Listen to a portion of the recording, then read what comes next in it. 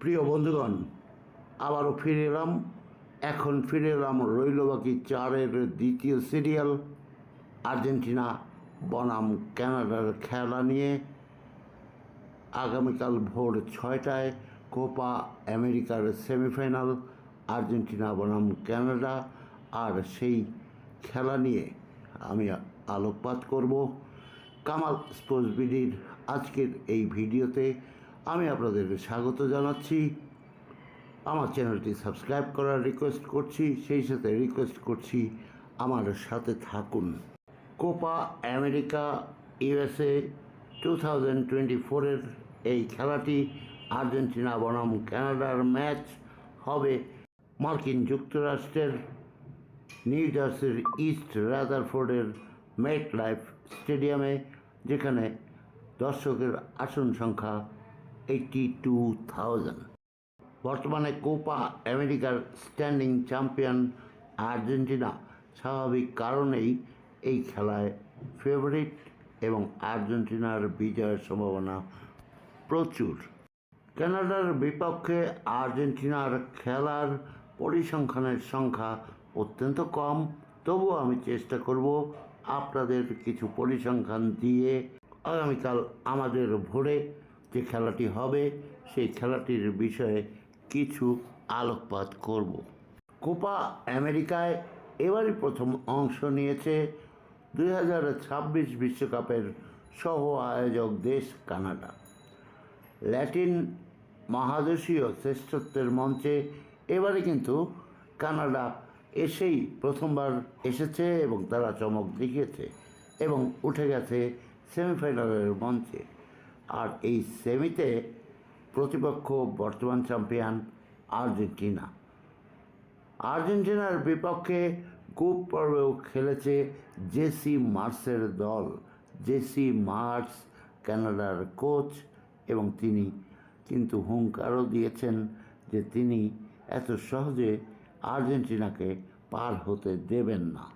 JC Mars একজন American নাগরিক, প্রাক্তন ফুটবল খেলোয়াড়। তিনি গত বছরও ইংলিশ প্রিমিয়ার লিগের ক্লাব লিডস ইউনাইটেডের কোচ হিসাবে চাকুরিরত ছিলেন। বর্তমানে তিনি কানাডার কোচ। এরপরেও হয়তোবা কানাডার বিপক্ষে নির্ভর থাকবে আল বিসেলেস্তেরা। সব মিলে দুবার মুখোমুখি হয়েছে এই দুটি দল। শতকরা 100% জয় আর্জেন্টিনার।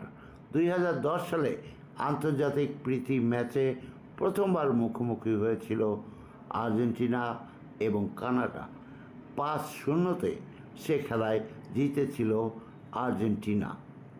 সর্বশেষ এই চলতি আসরে প্রথমবার কোনো আসরে আর্জেন্টিনার বিপক্ষে নামে কানাডা। গ্রুপ পর্বের ম্যাচটিতে 2-0 জয় পেয়েছিল আল বিসেলেস্তেরা। কাজেই কালকের ম্যাচটি আর্জেন্টিনা বিজয়ী হবে, এ ব্যাপারে প্রায় সকলেই একমত পোষণ করছেন। আমি বিভিন্ন ওয়েবসাইটে দেখেছি কমপক্ষে 2-0 গোলে আর্জেন্টিনা বিজয়ী হবে, এমন কথাই তারা বলেছে।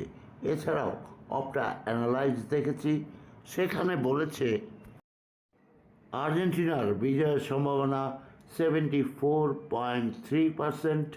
কানাডার এই খেলায় বিজয়ের সম্ভাবনা 11%।